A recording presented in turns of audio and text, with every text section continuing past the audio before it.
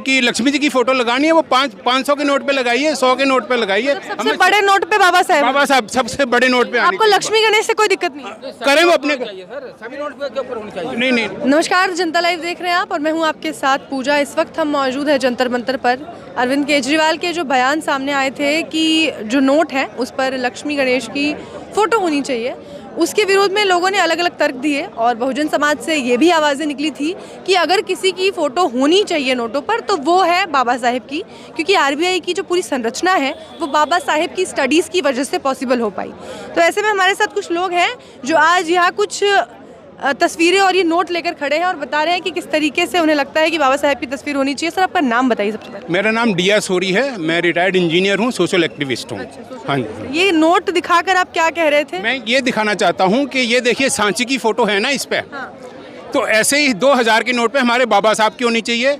इनको गणेश की और अपने उनकी लक्ष्मी जी की फोटो लगानी है वो 500 के नोट पे लगाइए, 100 के नोट पे लगाइए। सबसे बड़े नोट पे बाबा साहब सबसे बड़े नोट पे आपको लक्ष्मी गणेश से कोई दिक्कत नहीं? करें वो अपने सभी नोट के ऊपर होनी चाहिए। नहीं। हम देखिए ऐसा है सबके लिए है भैया, हमारे लिए इतना मिल जाए 2000 के नोट पे बाबा साहब की आ जाए, जैसे 200 के नोट पे सांची की फोटो आई है। तो फिर वो आ जाएंगे, मुस्लिम समाज के लोग आएंगे कि पैगंबर साहब की फोटो लगाए, उनको लगाए, ये डिस्ट्रीब्यूट करें ना, कैसे करना चाहते आपको दिक्कत हम एक नहीं? के लिए नहीं चाहते, हम पार्टिकुलर एक धर्म के लिए नहीं चाहते। हम कहते हैं सर्व धर्म को सम्मान मिलना चाहिए, सबके लिए देना चाहिए। तो गवर्नमेंट डिसाइड करे ना किसको कैसे देना, ये थोड़ी कि एक ही धर्म की बात होगी।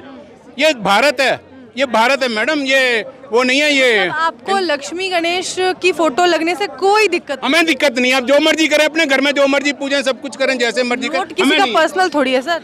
पर्सनल तो गवर्नमेंट ने सांची की फोटो भी तो दी है ना, तो दी है ना, हेरिटेज है ना सर, हेरिटेज है ना। तो बाबा साहब तो राष्ट्रपिता हैं। बाबा साहब तो राष्ट्रपिता हैं। राष्ट्रपिता तो महात्मा गांधी है, वो इन्होंने बनाए हुए हैं। कानून किन्होंने दिया? कानून किसने दिया? जिससे आज देश बंधा हुआ है। कानून की वजह से ये देश, हमारी कितनी स्टेट है जो बंधी हुई हैं। महात्मा गांधी क्या है फिर? ये महात्मा गांधी को मानते हैं? ये तो सावरकर को मानते हैं। यहाँ कहाँ मानते हैं महात्मा गांधी को? भी नहीं मानते। कहाँ मानते? आप देखो नहीं, इनके बयान सुनते नहीं, आप देखते नहीं, आप क्या कहते हैं ये देख लेना, 2 दिन बाद देख लेना। आप कौन से बयान सुनते हैं जिससे आपको लगता है कि ये सावरकर को मानते हैं? कई बयान आए इनके, देखिए अभी तो मुझे फिलहाल याद नहीं है, लेकिन आए, मैं आपको बता दूंगा, कभी भी आएंगे। अगर गांधी जी होते हैं तो वो नहीं खुश होते इस बयान से कि लक्ष्मी गणेश की फोटो हो? वो तो बड़े धार्मिक आदमी थे। वो उनकी सोच तो वैसी ही थी जी। वो अगर धार्मिक नहीं होते तो बाबा साहब को क्यों अपोज करते? वो धार्मिक थे, जब भी तो अपोज कर रहे थे ना बाबा साहब को। बाबा साहब को अपोज नहीं कर रहे थे, बाबा साहब की आइडियोलॉजी, उनमें मानवता नहीं थी। जो महात्मा बुद्ध जो कह के गए, मानवता होनी चाहिए, मानवता में सब समान होते हैं। हिंदुओं को अपने पास, वो हिंदुओं को अपने से अलग नहीं करना चाहते थे ना, दलितों को। तो मानवता के लिए कौन मना करता है? हिंदुओं में कौन मना करता है कि मानवता मत करो? कौन कहता है कि हिंदुओं को मानवता मत मानो? पंचशील, महात्मा बुद्ध के पंचशील मानने के लिए कौन मना करता है? हिंदू मान रहे हैं जी। आज भी दलित कहाँ खुद को हिंदुओं से अलग कर पा रहे हैं? क्यों? हम तो कह के गए ना। देखिए आप किसी भी, अब ये मानवता का जो देके गए हैं संदेश तथागत, ये किसके लिए है? ये कोई एक जाति विशेष के लिए तो नहीं है ना। सिख भी मान सकता है इसको, हिंदू भी मान सकता है, मुस्लिम भी मान सकता है। तो इसमें किस चीज की लड़ाई है? 22 प्रतिज्ञाएं क्यों आती हैं? 22 प्रतिज्ञाएं ये आदमी को इंसान बनाने के लिए हैं, आदमी को सही रास्ते पर चलाने के लिए नहीं है। ये नहीं सिखाती कि आप चोरी करो। अब संविधान में भी देखो, आप चोरी करो तो उसके लिए सजा है ना। तो तथागत बुद्ध क्या बोलते हैं कि चोरी मत करो। तो फिर इससे दिक्कत क्या है सर? हिंदू धर्म के लोगों को क्या परेशानी क्या है 22 प्रतिज्ञा? वो तो उनको सोचना चाहिए ना, उनको क्या परेशानी है। सिर्फ उनको ये परेशानी है कि हमने कह दिया भाई इनके जो मानते हैं, देवी देवता मानते हैं, लेकिन हमारे महात्मा बुद्ध कहते हैं कि अगर आपको विश्वास है तो मानो, अगर विश्वास नहीं है तो मत मानो। हमें नहीं विश्वास, हम तो ऐसे मान सकते हैं कोई आदमी 4 हाथ वाला हो सकता है, कोई 6 हाथ वाला हो सकता है। नहीं, मेरे पूर्वज भी नहीं हो सकते 2 हाथ वाले। मैंने तो अब तक सारे अपने दादा परदादा जो भी देखे 2 हाथ वाले ही देखे। तो देवी देवता भी 2 हाथ वाले हो सकते हैं, 4 हाथ वाले, 6 हाथ वाले नहीं हो सकते। तो जब मेरी उसमें विश्वास ही नहीं है कि ऐसे कोई हो ही नहीं सकता, तो मैं कैसे मानूं कि वो हो सकता है? मतलब अगर आपने देखा होता कि 4 हाथ का कोई आदमी है तो आप मैं मान लेता, जरूर मानता है। मैंने तो देखा ही नहीं ना, मैंने उनकी जन्मतिथि देखी। तो 22 प्रतिज्ञाओं में तो ये भी कहा जाता है कि मैं गौरी गणेश को नहीं मानूंगा। नहीं मानूंगा। और अब गौरी गणेश की फोटो लगाने की बात हो रही है नोटों। मैं कहाँ कह रहा हूँ वो लगा रहे हैं, वो लगाओ ना, मैंने थोड़ी बोला ना। मैं तो बाबा साहब के लिए कह रहा हूँ ना, बाबा साहब की फोटो लगाइए ना। मैं थोड़ी डिमांड कर रहा हूँ गौरी गणेश की। डिमांड नहीं कर रहे, लेकिन आप कह रहे ठीक है, मुझे कोई दिक्कत नहीं है। वो करें जो करते रहे, जो उन्होंने करना है अपने घर में पूछ रहे हैं, मैं उनको जा रहा हूँ कि आप इसकी पूजा बंद कर दीजिए, मैं तो नहीं कर रहा। उनका विश्वास है, करो जो है, मैं अपने घर में जो मर्जी करूँ। लेकिन उनके धर्म को ठेस पहुंचेगी तो वो बोलेंगे ना। मैडम ठेस तो उनको हर एक चीज़ से पहुंच जाती है ना। अब वैसे तो उनके धर्म में देख लीजिए, चूहे को भी पूजा जाता है, कुत्ते को भी पूजा जाता है, सांप को भी पूजा जाता है, लेकिन जब घर में निकलते हैं तो उनको डंडे से मारा जाता है। तो कहाँ कब ठेस पहुंचती है पता नहीं लगता है। एक साइड में रावण को जलाते हैं, भी रावण ब्राह्मण है जिसको जला रहे हो, राक्षस है किसको जला रहे हो, कुछ समझ में नहीं आता। मैंने तो पूछा था एक समय, बता दो किस लिए जला रहे हो, ब्राह्मण है या राक्षस है, कि नहीं कुछ नहीं। अच्छी बात है ना सर कि अगर किसी के अंदर घमंड आ जाए तो वो अगर ब्राह्मण भी हो तो उसको जला दिया जाता है। तो बताएं तो सही ना किसको जला रहे हैं। और घमंड किस बात का आया था रावण में, घमंड किस बात का आया था, हमने तो नहीं देखा। जो वो कथा है, हमने कथा पढ़ी है, कथा पढ़ी है, सुनी है, पढ़ी तो रावण में नहीं, जिसके हिसाब से वो बताते हैं कि घमंड आ गया, हमने तो नहीं देखा। उन्होंने अपनी बहन की इज्जत के बचाने के लिए काम किया था, और वो भी कोई गलत काम नहीं किया था। आप घमंड कहाँ था? अपनी बहन की इज्जत बचाने के लिए किसी की बीवी को उठा लोगे?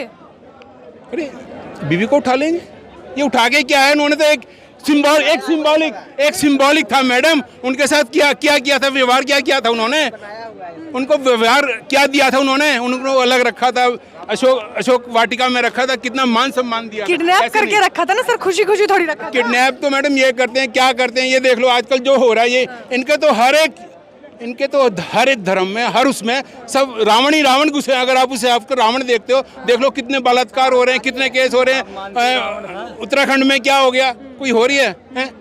नहीं। और अभी जो बलात्कारी पकड़े जा रहे हैं उनको छोड़ते जा रहे हैं ये। अभी देख लो कल परसों भी आया ना, है, और पहले भी जो आ गया वो गुजरात का भी आ गया, छावला का भी आ गया। तो क्या हो रहा है ये? यहाँ तो कानून का भी पालन नहीं है, ना कोई मान मर्यादा भी नहीं है किसी चीज़ का। कोई भी हम इनको कैसे रोकेंगे? हिंदू धर्म में मान मर्यादा नहीं है। कहाँ मान मर्यादा है? मान मर्यादा एक साइड में देखिए, मोहन भागवत जी बोल रहे थे जब राजेंद्र पाल गौतम जी ने प्रतिज्ञा ली थी, तो उन्होंने बोला था नहीं ये भेदभाव खत्म होना चाहिए, किसी के घोड़ी चढ़ने पर रुकना नहीं चाहिए।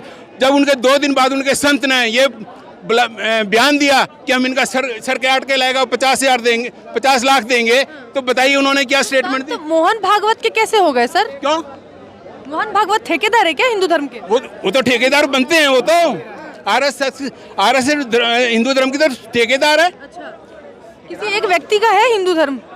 ये तो यही मानते हैं, ये तो यही मानते हैं, यही कंट्रोल करते हैं। ये तो कहते हैं कि हमारे हिसाब से चलेंगे, जब तो उनकी जो भी पॉलिसी है वहीं से तो चलती है। तो उन्होंने उनके खिलाफ क्यों नहीं उन्होंने स्टेटमेंट दी कि भी इन संत को पकड़ा जाए, इनके अगेंस्ट एक्शन लिया जाए? इनके तो दोहरी चाल नजर आ जाती है। सर आपका नाम क्या है? हम इसको डिस्क्लोज नहीं कर रहे हैं। सोहन सिंह जी, जब नोट की फोटो वो दिखा रहे थे कि सांची का स्तूप है तो गौरी गणेश भी चले, लेकिन 2000 के नोट पे बाबा साहेब की फोटो लगनी चाहिए। मेरी मानता यह है कि हर नोट पे बाबा साहेब की फोटो होनी चाहिए। ये देश उनका है, हम बच्चे हैं उनके, हम चाहेंगे कि हमारे बाप का फोटो उस पे लगे। तो जो लोग बाबा साहेब को नहीं मानते, कौन नहीं मानता? इस देश की हर जनता मानती है। मानते हैं सभी? बिल्कुल सब मानते हैं। अभी कोर्ट में जाएंगे तो अगर सब बाबा साहेब को मानते हैं तो क्यों फिर ये भेदभाव होता है, क्यों मारपीट होती है? वो लोग बाबा साहेब को नहीं मानते हैं ना, आ गई ना बात की। बाकी उनके कानून को मानते हैं, वो उनके कानून को मानते हैं वो, इसलिए उनको बाबा साहब को मानना पड़ता है। तो आपको लगता है कि ये जो आपकी मांग है, सरकार कभी भी इसको मानेगी? बिल्कुल मानेगी, क्यों नहीं मानेगी? सरकार तो यहाँ दिल्ली की सरकार तो लक्ष्मी गणेश की फोटो लगा रही है। सरकार के पास ओनली 2 साल और हैं, फिर इस देश में बहुत दिनों की सरकार बनने वाली है। और फिर बाबा साहब का ही नोट चलेगा इस देश में। और एक तरफ से लोग ये कह रहे हैं कि बस 2 ही साल है, बोरिया बिस्तर पैक कर लो, हिंदू राष्ट्र बनने वाला है। वो खामोखा की हवा में, इस जमीन पे रहना चाहिए उन लोगों को। इस जमीन के ऊपर हवा में बातें ना करें। वो हवा में हो रही है। अब बहुजन इकट्ठा हो चुके हैं, मंदिर बन रहे हैं, वो हवा में हो रही है। मंदिर वो तो जमीन पे कब्जा कर रहे हैं, जमीन पे कब्जा कर रहे हैं वो मंदिर। चलिए, आपका नाम सर? वीपी सिंह में बोल। आपको क्या लगता है नोटों पे बाबा साहेब की फोटो होनी चाहिए? देखिए, नोटों पे तो अगर हिसाब से चले, संवैधानिक तौर पे चले, अगर संविधान बाबा साहब अम्बेडकर ने बनाया तो भारतीय मुद्रा का यानी कि रिजर्व बैंक की स्थापना अगर बाबा साहब ने की है तो भारतीय मुद्रा पे डॉक्टर अम्बेडकर का फोटो होना चाहिए। ठीक है ना? और कोई भी है, हर आदमी राजनीति करता है, धार्मिक के आधार पे जो राजनीति कर रहा है वो राजनीति कर रहे हैं। जैसे माननीय केजरीवाल जी, भाई लक्ष्मी और गणेश की उस पर फोटो होना चाहिए। अरे फोटो तो घर में भी होती है, उस गरीब के घर में भी है जिसके घर में चूल्हा नहीं जलता है, फिर उनके धन क्यों नहीं आ जाता है? अगर किसी भी चीज़ पे अगर देवी देवताओं की फोटो लगाने से उस देश की आर्थिक व्यवस्था सुधर जाएगी। तो ये सबसे बड़ा दुर्भाग्य है कि इस देश में सोच खत्म हो चुकी है, यानी कि बुद्धि खत्म हो चुकी है। सिर्फ धर्म के नाम पे एक पाखंडपन को जो है जन्म दिया जा रहा है।